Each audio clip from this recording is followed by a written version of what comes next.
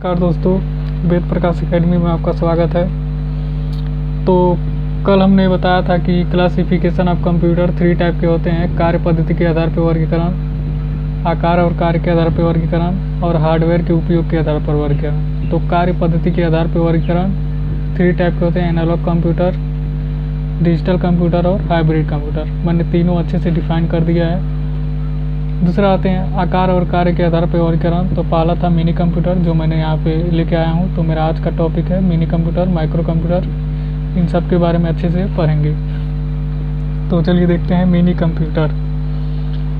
तो मैंने नोट्स ही बना दिया है, सोचा अगर समझाऊंगा तो आप लोग नोट्स नहीं बना पाएंगे, तो मैंने नोट्स जो भी समझाना था मैंने लिख दिया है, बस मैं बता दे रहा हूँ, आप लोग नोट्स बना लीजिएगा।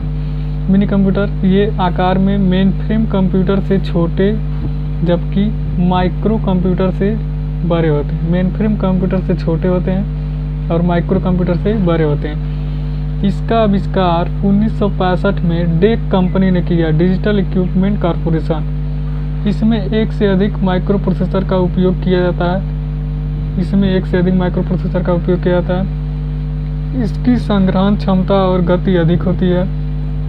इस पर कई व्यक्ति एक साथ काम कर सकते हैं, इसलिए इसे मल्टी यूजर डिवाइस कहते हैं। मिनी कंप्यूटर की स्पीड MIPS में मापी जाती है, मिलियन इंस्ट्रक्शन पर सेकेंड। अब MIPS से ही रिलेटेड या कहता है MOPS, मिलियन ऑपरेशन पर सेकेंड, लेकिन इससे रिलेटेड नहीं है, बस फुल फॉर्म के लिए बताएं। वर्ल्ड फर्स्ट जो मिनी कंप्यूटर बना था उसका नाम था PDP फर्स्ट। PDP का फुल फॉर्म होता है प्रोग्राम डेटा प्रोसेसर। किस कंपनी ने बनाया था? डेक, मैंने ऊपर ही बताया। डिजिटल इक्विपमेंट कॉरपोरेशन किस व्यक्ति ने बनाया था? केनेथ ओसलन ने बनाया था। दूसरा आते हैं माइक्रो कंप्यूटर। इसका विकास 1970 से प्रारंभ हुआ, जब CPU में माइक्रो प्रोसेसर का उपयोग किया जाने लगा। तो 1970 से ही प्रारंभ हुआ जब CPU में माइक्रो प्रोसेसर का उपयोग किया जाने लगा। इसका विकास सर्वप्रथम IBM कंपनी ने किया था। माइक्रो कंप्यूटर का विकास सर्वप्रथम किसने किया? IBM कंपनी ने। इसमें 8, 16, 32 या 64 बिट माइक्रो प्रोसेसर का प्रयोग किया जाता है। किसमें? माइक्रो कंप्यूटर में। VLSI तथा ULSI से माइक्रो प्रोसेसर के आकार में कमी आई है, जबकि क्षमता कई गुनी बढ़ गई है। VLSI और ULSI क्या करते हैं? माइक्रो प्रोसेसर के आकार में कमी तो लाते हैं, लेकिन क्षमता कई गुनी कर देते हैं। मल्टीमीडिया और इंटरनेट के विकास ने माइक्रो कंप्यूटर की उपयोगिता को हर क्षेत्र में पहुंचा दिया है। कई माइक्रो कंप्यूटर को संचार माध्यमों द्वारा आपस में जोड़कर कंप्यूटर नेटवर्क बनाया जा सकता है। Desktop computer, personal computer, laptop computer, notebook computer, netbook यहाँ पे, टैबलेट तथा स्मार्टफोन माइक्रो कंप्यूटर के ही विभिन्न रूप हैं। एक नोट करके मैं लिखवा रहा हूँ, एक शहर है भारत का, बेंगलुरु। कंप्यूटर निर्माण उद्योग में आगे होने के कारण भारत का बेंगलुरु शहर सिलिकॉन वैली के नाम से प्रसिद्ध है। माइक्रो कंप्यूटर का उपयोग कहाँ होता है? तो घर में, ऑफिस में, विद्यालय में, व्यापार में, उत्पादन में, रक्षा में, मनोरंजन में, चिकित्सा आदि में इसका उपयोग हो रहा है। अब देख लेते हैं जितने भी माइक्रो कंप्यूटर, जैसे PC हो गया, वर्क स्टेशन हो गया, सब अच्छे से एक बार पढ़ लेते हैं, क्योंकि इससे भी क्वेश्चन पूछे जा सकते हैं। ठीक है, तो पहला पर्सनल कंप्यूटर, इसे देख लेते हैं। पर्सनल कंप्यूटर तो इसे डेस्कटॉप कंप्यूटर भी कहा जाता है। जो पर्सनल कंप्यूटर है इसे डेस्कटॉप कंप्यूटर भी कहा जाता है। पहले तो यही पूछ देगा, आजकल प्रयुक्त होने वाले PC वास्तव में माइक्रो कंप्यूटर ही हैं। जो भी PC हम लोग प्रयोग कर रहे हैं वास्तव में माइक्रो कंप्यूटर ही हैं। इसमें कीबोर्ड, मॉनिटर तथा सिस्टम यूनिट होते हैं, जो कि पता ही है। सिस्टम यूनिट में CPU, मेमोरी तथा अन्य हार्डवेयर होते हैं। यह छोटे आकार का सामान्य कार्यों के लिए बनाया गया कंप्यूटर है। बिल्कुल है। इस पर एक बार में एक ही व्यक्ति कार्य कर सकता है। इसकी खास यही बात है कि इसमें केवल एक बार में एक ही व्यक्ति कार्य कर सकता है। इसी कारण इसे क्या कहते हैं? पर्सनल कंप्यूटर कहा जाता है। इसका ऑपरेटिंग सिस्टम एक साथ कई कार्य करने की क्षमता वाला होता है।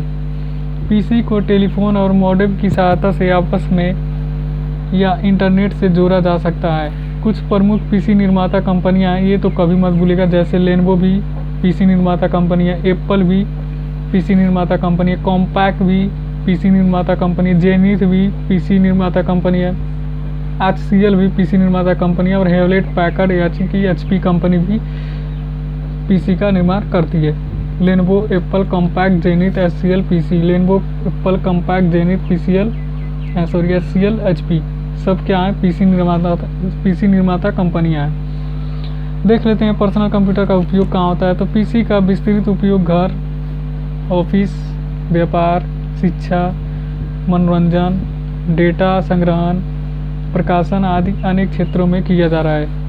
पीसी का विकास 1981 में हुआ, जिसमें माइक्रो प्रोसेसर 8088 का प्रयोग किया गया।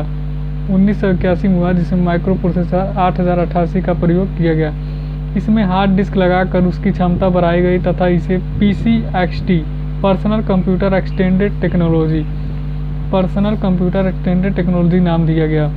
1984 में नए माइक्रो प्रोसेसर 80286 से बने पीसी को PCAT personal computer advance technology नाम दिया गया। वर्तमान पीढ़ी के सभी पर्सनल कंप्यूटर को PCAT ही कहा जाता है। वर्तमान समय में जो भी हम पीसी यूज कर रहे हैं वो सब कौन है, PCAT personal computer advance technology. Work station यह एक शक्तिशाली पीसी ही है जो अधिक प्रोसेसिंग क्षमता, विशाल भंडारण और बेहतर डिस्प्ले को ध्यान में रख कर बनाया जाता है। इस पर एक बार में एक ही व्यक्ति कार्य कर सकता है। उपयोग कहाँ होता है भाई, वैज्ञानिक, इंजीनियरिंग, भवन निर्माण आदि क्षेत्रों में वास्तविक परिस्थितियों को उत्पन्न कर उनका अध्ययन करने के लिए। तो अगर ये आपका सेशन अच्छा लग रहा है तो हमारे चैनल वेद प्रकाश एकेडमी को सब्सक्राइब करें, दोस्तों के साथ शेयर करें। देखते हैं अगले पेज पे। अगला है नोटबुक कंप्यूटर या लैपटॉप। नोटबुक कंप्यूटर या लैपटॉप यह भी एक माइक्रो कंप्यूटर ही है। यह नोटबुक के आकार का ऐसा कंप्यूटर है जिसे ब्रीफकेस में रख कर कहीं भी ले जाया जा सकता है। इसमें पर्सनल कंप्यूटर की सभी विशेषताएं मौजूद रहती हैं। चूँकि इसका उपयोग गोद में रख कर किया जाता है, अतः इसे लैपटॉप कंप्यूटर भी कहा जाता है। लैपटॉप का विकास एडम ऑसबर्न द्वारा 1981 में किया गया। इसमें एक मुड़ने वाली LCD monitor, liquid crystal display, keyboard, touch pad, hard disk, floppy disk drive, CD DVD drive और अन्य पोर्ट रहते हैं। विद्युत के बगैर कार्य कर सकने के लिए इसमें चार्ज की जाने वाली बैटरी का प्रयोग किया जाता है। वाईफाई और ब्लूटूथ की सहायता से इसे इंटरनेट द्वारा भी जोड़ा जा सकता है। नेक्स्ट है नेटबुक। यह नोटबुक या लैपटॉप कंप्यूटर का लघु संस्करण है जिसे गतिमान अवस्था में वायरलेस नेटवर्क द्वारा इंटरनेट का उपयोग करने के लिए विशेष रूप से डिजाइन किया जाता है। नेटबुक का आकार व वजन लैपटॉप कंप्यूटर से छोटा होता है तथा प्रोसेसिंग और स्टोरेज क्षमता भी कम होती है। नेटबुक का नाम कैसे ये पड़ा, मतलब नेटबुक, तो जो नोटबुक और इंटरनेट से मिलकर क्या बना है, नेटबुक। यहाँ पे लिखे नेटबुक शब्द की उत्पत्ति इंटरनेट तथा नोटबुक शब्द के मिलने से हुआ है। Tablet computer. टैबलेट एक छोटा कंप्यूटर है जिसमें कीबोर्ड या माउस का प्रयोग नहीं होता है। इसमें इनपुट के लिए स्टाइलस, पेन या टच स्क्रीन तकनीक का प्रयोग होता है।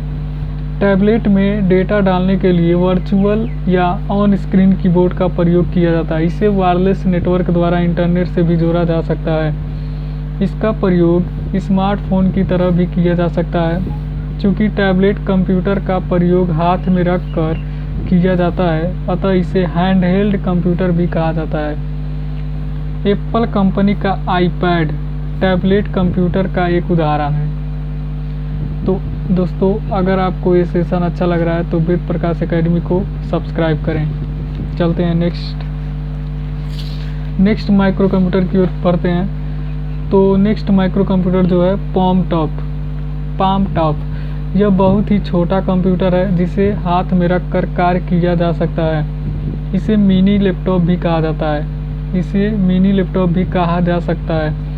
कीबोर्ड की जगह इसमें आवाज़ द्वारा इनपुट का कार्य लिया जाता है। पूछेगा कीबोर्ड के अलावा आवाज़ से इनपुट किस में दिया जाता है, तो पॉम टॉप में दिया जाता है। पीडीए पर्सनल डिजिटल असिस्टेंट भी एक छोटा कंप्यूटर है। पीडीए पर्सनल डिजिटल असिस्टेंट भी एक छोटा कंप्यूटर है जिसे नेटवर्क से जोड़कर अन्य कार्य किए जा सकते हैं। इससे फ़ोन की तरह भी व्यवहार किया जा सकता है। नेक्स्ट है माइक्रो कंप्यूटर स्मार्टफोन। स्मार्टफोन एक मोबाइल फ़ोन है जिसमें कंप्यूटर की लगभग सभी विशेषताएं मौजूद रहती हैं। इसमें डेटा इनपुट के लिए टच स्क्रीन तकनीक का प्रयोग किया जाता है। नेक्स्ट आते हैं main frame computer. Micro computer ख़त्म हो गया, main frame computer. Main frame computer में मुख्य कंप्यूटर एक केंद्रीय स्थान पर रखा जाता है जो सभी डेटा और अनुदेशों को स्टोर करता है।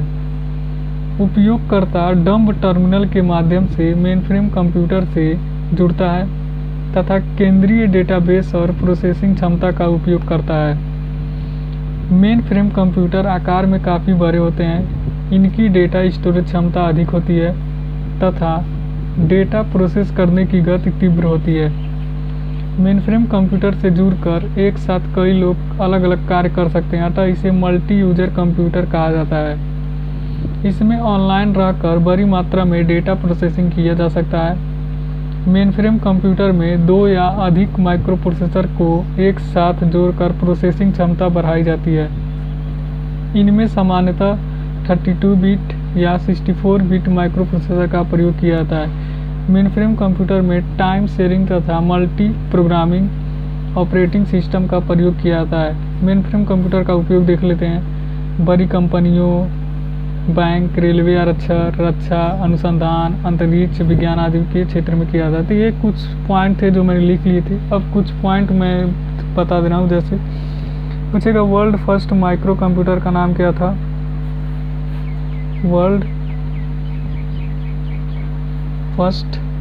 Mainframe computer,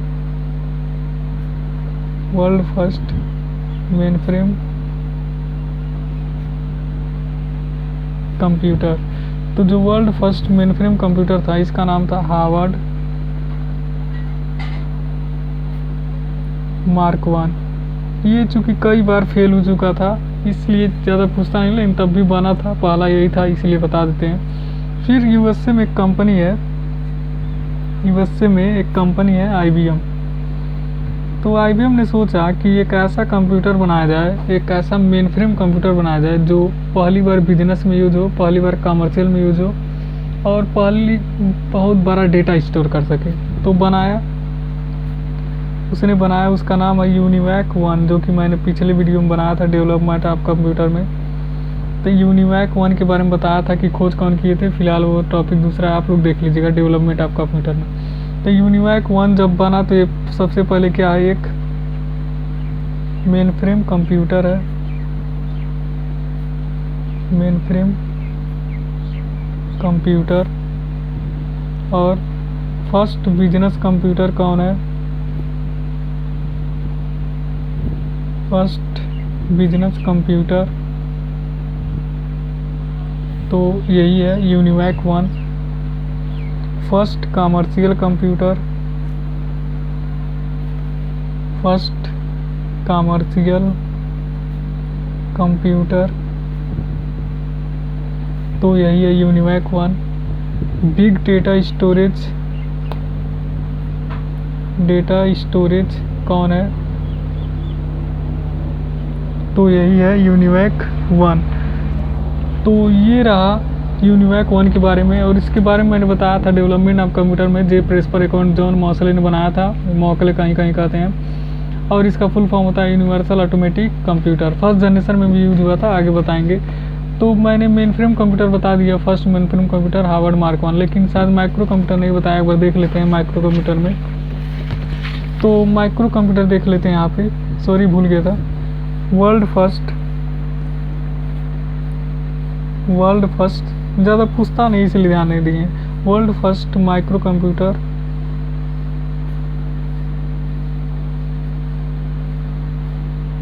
world first micro computer जो था उसका नाम है माइक्रेल। फिर भी नॉलेज के लिए जान लीजिए। तो जो दुनिया का पहला माइक्रो कंप्यूटर बनाया गया था उसका नाम था माइक्रेल। पूछता है इसमें प्रोसेसर कौन सा, इन्वेंटर कभी कभी पूछता है, कभी कभी नहीं पूछता है। इसका इन्वेंटर उतना ज़्यादा इंपॉर्टेंट नहीं, जिनका इंपॉर्टेंट रहेगा मैं लिखवा दूंगा। पूछता है इसमें प्रोसेसर कौन सा यूज हुआ था, तो इसमें जो प्रोसेसर यूज हुआ था उसका नाम है इंटेल 8008। इंटेल 8008। अब इसी से रिलेटेड बच्चे कभी कभी कंफ्यूज हो जाते हैं, तो मैं चलता हूँ 1971 में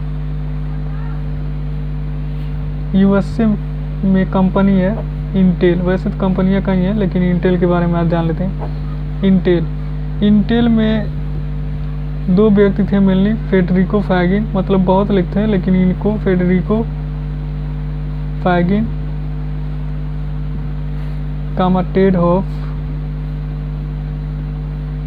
और इनके कई सारे साथी थे। तो इन्होंने मिल के क्या किया, एक टेक्नोलॉजी का आविष्कार किया जिसका नाम है माइक्रो प्रोसेसर।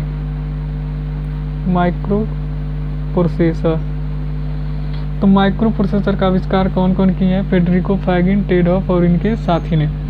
कंपनी कौन सी थी, इंटेल। तो वर्ल्ड फर्स्ट जो माइक्रो प्रोसेसर बना था, वर्ल्ड फर्स्ट माइक्रो प्रोसेसर, उसका नाम था इंटेल 4004। इंटेल 4004। तो जो दुनिया का पहला माइक्रो प्रोसेसर था उसका नाम क्या, इंटेल 4004। लेकिन जो माइक्रेल में यूज हुआ था उसका क्या नाम है, इंटेल 8008। तो इन दोनों में कंफ्यूज मत होइएगा, क्योंकि ये दुनिया का पहला माइक्रो प्रोसेसर था, लेकिन पहला ये नहीं है। बस पूछता है जो दुनिया का पहला माइक्रो कंप्यूटर बना था माइक्रेल, इसमें प्रोसेसर कौन सा यूज हुआ था, तो इंटेल 8008। तो 1971 के आसपास यूएसए में एक कंपनी है इंटेल में दो व्यक्ति मिले, फेडरिको फैगिन, टेड हॉफ और इनके साथियों ने मिलकर एक टेक्नोलॉजी का आविष्कार किया जिसका नाम है माइक्रो प्रोसेसर। और माइक्रो प्रोसेसर दुनिया का जो पहली बार बना था, मतलब जो ये लोग बनाए थे उनका नाम क्या रखे थे, इंटेल 4004। तो आज बस यहीं पे वीडियो को समाप्त करते हैं। वीडियो काफ़ी लंबा हो जाएगा और मुझे बस 1.5 GB मिलता है, तो मैं अपलोड कर नहीं पाता हूँ, इसीलिए वीडियो लंबा नहीं बनाता हूँ। तो अगर आपको आज का ये सेशन अच्छा लगा है तो हमारे चैनल को सब्सक्राइब करें, दोस्तों के साथ शेयर करें, कमेंट करना ना भूलें। धन्यवाद। जय हिंद।